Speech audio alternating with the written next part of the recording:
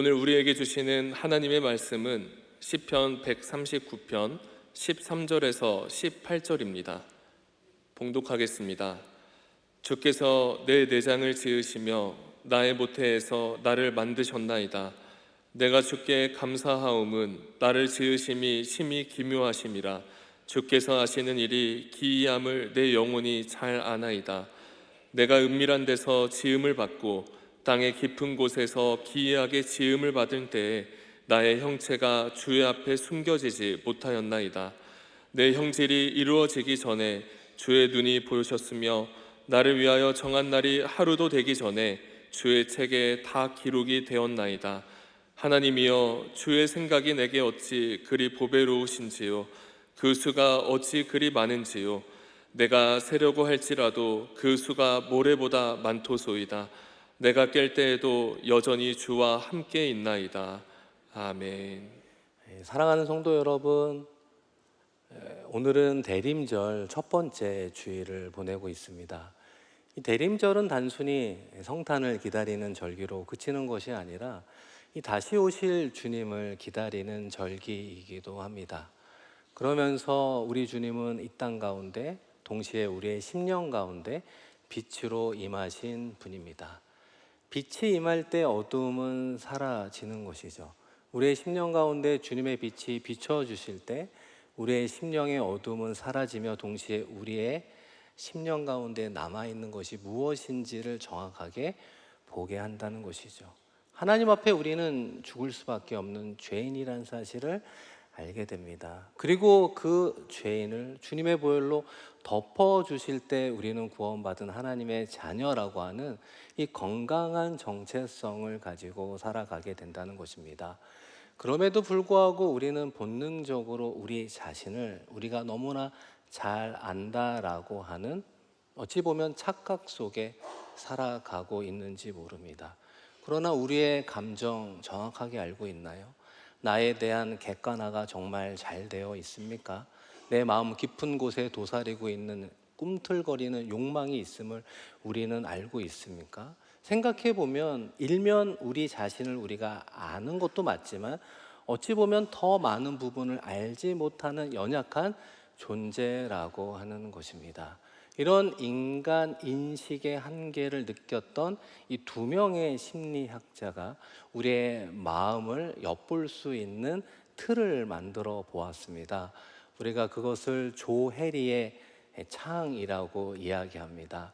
그 조혜리의 창이라고 하는 것은 우리의 마음을 네 가지의 영역으로 나누어서 우리의 마음이 어떠한지를 설명해 주고 있습니다. 한번 도표를 보시면 첫 번째는 열린 창, 오픈되어 있다는 것입니다. 나도 알고 타인도 알고 있는 그런 내면의 영역이고요. 두 번째는 숨겨진 창, 히든입니다. 나는 알고 있는데 타인은 잘 모르는 우리의 내면을 이야기하는 것이죠. 세 번째는 자신은 모르지만 타인은 알고 있는 보이지 않는 창, 블라인드라는 영역이 있기도 합니다. 마지막으로는 나도 모르지만 타인도 모르는 미지의 영역, 언노운이라고 하는 영역이 우리 가운데 있다는 것입니다. 이제 저를 보시면 제가 구체적으로 설명을 드려보겠습니다. 이 첫 번째는 열린 창, 나도 알고 타인도 알고 있는 것이 무엇인가, 여러 가지로 설명할 수 있지만 이렇게 설명해 보면 어떨까요? 이 남대문 교회는 찬양을 잘합니까? 잘 못합니까? 찬양을 잘하죠. 남대문 교회 모든 찬양대가 찬양을 잘합니다. 오늘은 2부 예배를 드리니까 제가 우리 성도님들께 물어보겠습니다. 우리 시온 찬양대 찬양을 잘합니까? 못합니까? 뭐 이렇게 소리가 이렇게 크지 않네요. 잘합니까? 못합니까? 아니, 시온 찬양대는 대답하시면 안 되고요. 이제 시온 찬양대 한번 여쭤보겠습니다. 물론 찬양은 하나님께 영광이 되는 것이지만 찬양의 수준의 관점에서 우리 시온 찬양대 대원들은 스스로 찬양을 잘합니까? 못합니까? 아마 마음속으로는 크게 잘하지요, 이렇게 생각을 하실 겁니다. 뭐 특별한 이유가 있는 것은 아니고 이 열린 창이라고 하는 건 나도 알고 타인도 아는 것, 우리가 객관적으로 누구한테나 이야기해도 우리가 잘 이해가 되는 마음의 영역을 이야기한다, 이해하시면 됩니다. 건강한 사람은 이 마음의 영역이 커져가야 된다는 것입니다. 이 두 번째는 무엇이 있죠? 숨겨진 창, 나는 아는데 타인은 모르는 그 히든이라는 영역이 있다는 것입니다. 여러 가지가 있지만 가장 큰 것이 무엇인가? 깊은 상처입니다. 우리의 깊은 상처, 누구에게도 얘기하지 못하는 우리의 내면의 고민들, 특별한 경험, 누구에게도 한 번도 이야기하지 못한 그 영역이 우리 가운데 있을 수 있다는 것입니다. 그런데 이 마음의 영역은 주님 안에서 치유되고 회복되지 않으면 어떻게 될까요? 마음도 아프고 심해지면 몸도 아프게 되어 있습니다. 또 어떤 반응을 할까요? 그 모르는 부분을 누군가 표현을 하거나 이야기를 하면 발끈하게 되고 그거에 대해서 공격적으로 반응하게 되는 모습을 보게 되는 것이죠. 그래서 중요한 것은 이 히든 영역 속에 있는 우리의 상처와 고민과 염려와 걱정은 어떻게 해야 되겠습니까? 백성들아 시시로 여호와를 의지하고 그 앞에 마음을 어떻게 하라? 토하라. 하나님은 우리의 피난처가 되어 주신다는 거예요. 어렵지만 입술을 열어 가장 우리의 주님 앞에 토하는, 기도함으로 아뢰는 것입니다. 그리고 영적 지도자, 목회자, 영적 리더 앞에 자신의 어려움들을 이야기할 때 서서히 치유되어 몸과 마음이 건강해지게 된다는 것입니다. 이 세 번째는 어떤 부분입니까? 보이지 않는 창, 블라인드라고 하는 표현처럼 맹점이라고 하는 부분이 우리 안에 있다는 것이죠. 나는 모르지만 남이 아는 가장 대표적인 것은 무엇일까요? 표정, 행동, 습관. 나도 모르게 나오는 행동들을 자신만 모를 뿐 모든 사람들은 알고 있는 대목들이 있습니다. 저는 이 부분에 대한 경험이 있는데요. 제가 무심코 누군가를 이렇게 쳐다보게 되면은 뭐 이런 식으로 이렇게 쳐다보게 되면 이 사람들이 가끔 저에게 피드백을 주는데 왜 나를 째려보냐고, 아니 왜 나에게 화난 얼굴로 쳐다보냐고, 이렇게 이야기를 하는 겁니다. 그래서 제가 제일 처음 그 이야기를 언제 들었냐면 청소년부 임원을 하면서 임원들에게 이야기를 듣게 된 거예요. 누군가 이야기를 하니까 저는 무심코 쳐다봤는데 나중에 들려오는 피드백은 무섭다, 강하다, 화가 났느냐, 왜 그렇게 쳐다보느냐. 그래서 저도 집에 돌아와서 거울 앞에 제 모습을 비춰보았습니다. 무심코 쳐다보니 무섭긴 무서워 보이더라고요. 그래서 그 다음부터는 저도 의식적으로 누군가와의 눈을 마주칠 때마다 좀 밝은 얼굴로 또 웃으면서 인사하고 대하는 모습을 갖게 되었는데요. 지금은 좀 순해 보이시나요? 지금 좀 밝아 보이시나요? 아유, 감사합니다. 다행이네요. 그런 피드백을 통해서 조금씩 고쳐 나가야 되는 거예요. 그런데 이 부분이 진짜 중요한 이유 중에 하나는 객관화라고 하는 표현들을 일상에서 우리가 사용하는데요. 이 보이지 않는 창 영역 속에 우리는 객관화가 잘 안 될 때가 있습니다.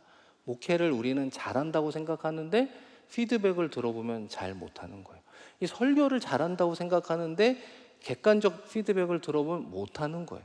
그런데 대체로 이 영역 속에 빠져 있는 모든 분들의 특징이 잘하고 있다라고 하는 무엇에 빠져 있을까요? 착각에 빠져 있다는 것입니다. 그렇기 때문에 더 이상 기도하지 않아요. 그래서 더 이상 애쓰지 않아요.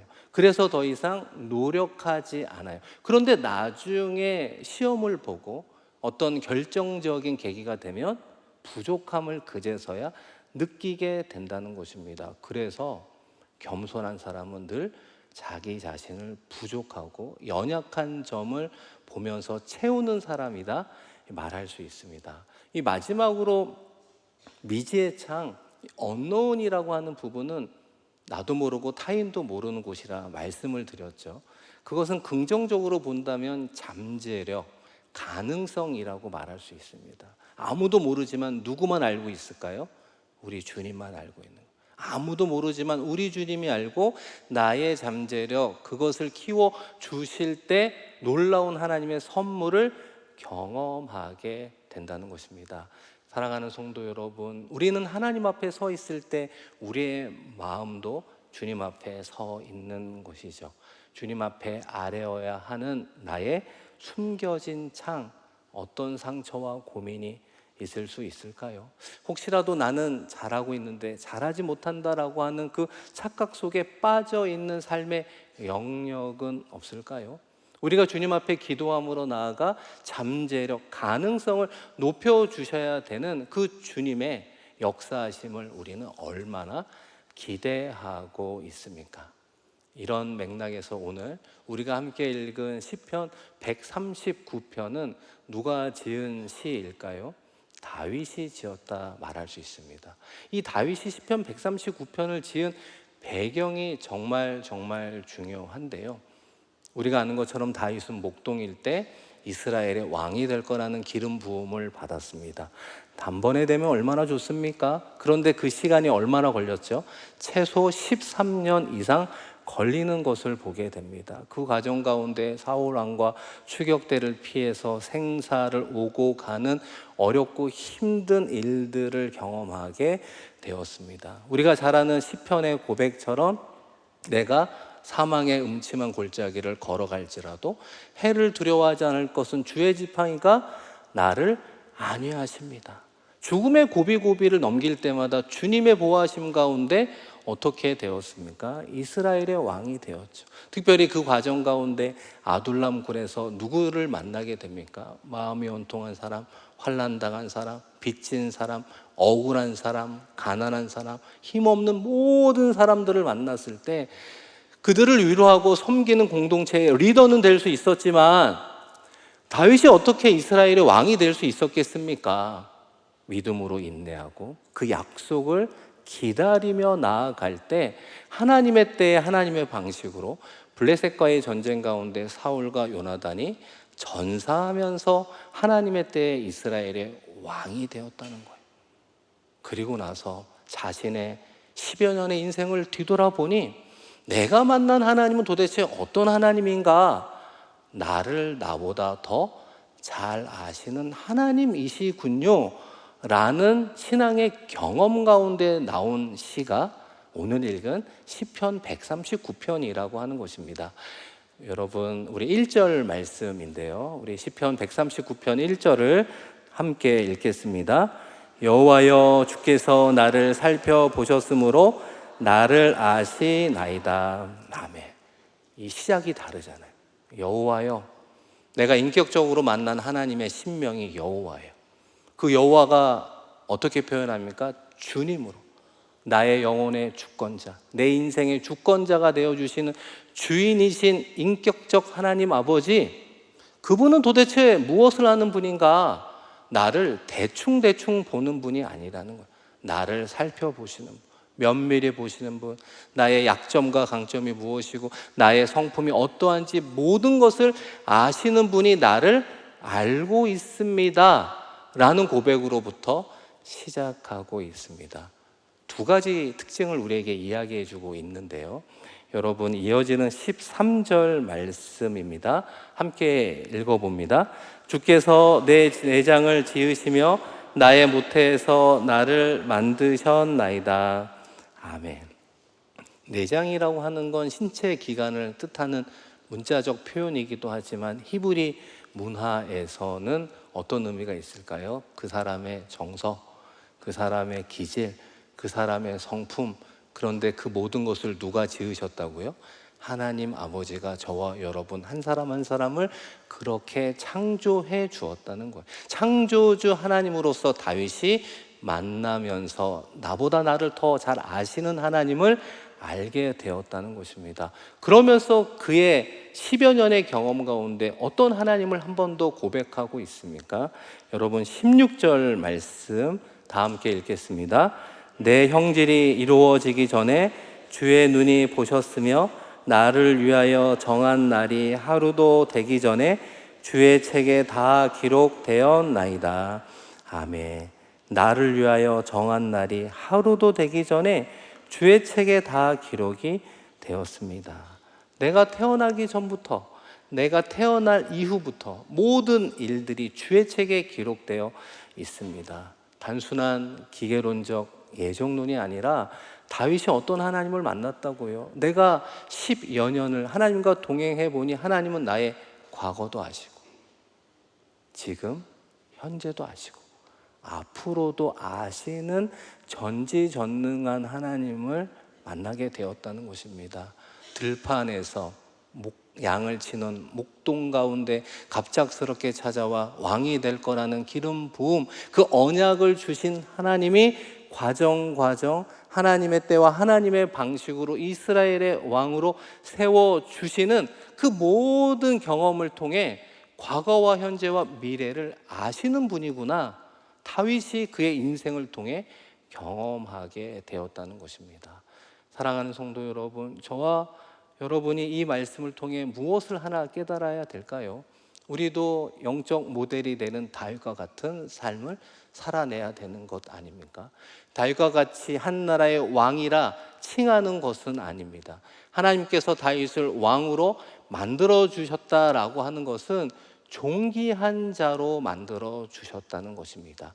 이스라엘에 수많은 왕이 있지만 하나님께서는 다윗을 가장 사랑하는 성군으로, 다윗을 생각해요. 그의 후손이 그 등불의 불을 꺼트리지 아니하신다는 그 하나님의 사랑을 듬뿍 받은 왕 중의 왕, 존귀한 자로 만들어 주셨다는 것입니다. 사랑하는 성도 여러분, 하나님께서는 저와 여러분을 존귀한 자로 만들어 가고 있는 줄로 믿습니다. 여러분 믿으십니까? 여러분 믿으십니까? 하나님께서 저와 자녀와 우리의 가정, 우리의 남대문 교회 공동체를 가장 존귀한 자로, 존귀한 존재로 만들어 가실 줄로 믿습니다. 그 하나님의 선한 인도하심을 다윗은 깨닫고 경험하며 우리에게 말씀하고 있다는 것입니다. 그런데 우리의 가장 큰 문제는 무엇일까요? 서론에서도 말씀드린 것처럼 나를 가장 잘 아는 존재는 여전히 나라고 하는, 어찌 보면 착각 속에 하루하루 살아가고 있다는 것입니다. 나를 가장 잘 아는 분은 누구일까요? 우리의 여호와 하나님, 우리의 주님이 가장 나를 잘 알고 있는 분이라고 하는 것입니다. 그래서 우리의 바람, 우리의 소원, 우리가 원하는 바를 우리의 방식과 우리의 때 가운데 이루어지는 것이 아니라 그 모든 소원과 바람이 하나님의 선한 뜻 안에서 우리 주님은 열매 맺기를 원하고 있습니다. 하나님은 우리를 가장 잘 아시기 때문이죠. 부분적으로 아는 내가 아니라 온전히 아는 하나님이시기 때문입니다. 하나님은 가장 선하게 우리의 인생길을 인도하시죠. 신앙이란 나의 때를 맞추는 것이 아니라 하나님의 시간표에 맞추는 것이 신앙이요 믿음의 인내 아니겠습니까? 마지막으로 우리를 존귀한 자로 만드신다는 것은 우리를 창조한 목적 가운데 가장 빛나는 존재로 하나님은 저와 여러분을 이 시간에도 빚어가고 있다는 것입니다. 그렇다면 어떻게 나의 모든 인생과 자녀를 주님 앞에 맡겨드릴 수 있겠습니까? 그것은 나의 계획, 나의 자녀, 우리의 일터와 우리가 바라는 모든 성공들을 내가 통제하려고 하는 그 주권을 내려놓아야 되는 것입니다. 그것을 내려놓을 때 비로소 나를 가장 잘 아시는 하나님의 선한 인도하심이 이루어진다는 것입니다. 어떤 과정 가운데 그렇게 될 수 있을까요? 이 부분을 설명해 주는 이솝 우화 하나가 있습니다. 이 토끼와 거북이 이야기인데요. 우리가 잘 아는 것처럼 토끼는 거북이를 만날 때마다 거북아, 너는 왜 이렇게 느릿느릿 걷니? 라고 이야기를 하자 거북이가 도전장을 내밉니다. 토끼야, 경주 한번 해볼래? 그러다가 경주가 성사되었습니다. 요이 땅, 토끼는 앞서 뛰어가기 시작합니다. 역시나 거북이는 느릿느릿하게 되는 것이죠. 그리고 우리가 아는 것처럼 토끼는 낮잠을 자다가 그만 시간을 놓쳐버리고 맙니다. 그리고 결승선 그쪽에 거북이가 다다르게 되는데요. 여러분, 결승선을 통과한 건 토끼인가요? 거북이인가요? 어려운 질문인가요? 이렇게 어려운 질문이었나요? 토끼입니까? 거북이입니까? 거북이가 이기게 되는 단순한 이야기일 수도 있습니다. 그런데 이 이야기를 신앙적으로 보면 하나님은 우리의 강점과 약점을 모두 해석하시는 분이에요. 활용하시는 분입니다. 그래서 이 이야기의 핵심은 토끼처럼 빠름이 있느냐, 우리로 치면 능력이 있느냐, 그 유무가 아니라 나는 누구의 붙들린 인생을 살아가고 있느냐, 우리의 인생의 주권자가 나냐 주님이냐, 이야기는 말하고 있다는 것입니다. 토끼의 강점은 우리 모두 아는 것처럼 빠름이라고 하는 것이죠. 그런데 왜 토끼가 그 빠름을 지속하지 못하게 되었을까요? 느린 거북이를 바라보는 순간 자신의 마음속에 자만, 교만, 우월감이 들어오는 순간 그의 마음은 무장해제되고 말았습니다. 그가 바라보아야 될 시선은 거북이가 아니라 어디였을까요? 결승선이었습니다. 결승선, 인생의 목표를 잃어버린 순간 방황하게 되더라. 아무리 빠름과 능력의 장점이 있을지라도 결승선, 영적 목표, 표대라고 하는 것을 놓치면 그 강점과 장점도 오히려 걸림돌이 된다는 것입니다. 그러나 반대로 거북이는 어떠했습니까? 역시나 느림이라고 하는 것 모두가 다 알고 있었습니다. 그런데 거북이는 어떤 모습이 있었습니까? 자신을 추월하는 토끼를 바라보지 않았다는 거예요. 결승선을 바라보았다는 것입니다. 그런데 우리는 어떤 삶을 삽니까? 누군가 나보다 앞질러 능력 있는 모습을 보면 마음속에 좌절감이 생기죠. 열등감이 생깁니다. 쟤는 저렇게 잘하는데, 저 친구는 저런 재능이 있는 것 같아. 나는 저런 재능, 저런 능력 따라갈 수 없어 라고 하는 생각이 들어오는 순간 우리는 멈춰버리게 되는 것 아닙니까? 그러나 거북이의 시선은 달려가는 토끼에 있지 않고 어디에 있었다고요? 결승선에 있었다는 겁니다. 내가 바라보아야 되는 영적인 표대, 영적인 결승선, 나의 비전을 바라보고 느릿느릿 걸어가는 그 과정 가운데 하나님이 거북이한테 승리를 허락해 주었다는 것입니다.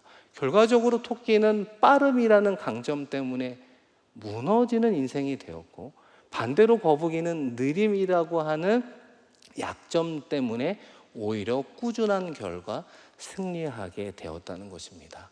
꾸준함이 중요하다는 것이 아니라 우리가 갖고 있는 강점, 우리가 가지고 있는 약점 모두가 나의 것이 아니라 주의 것입니다.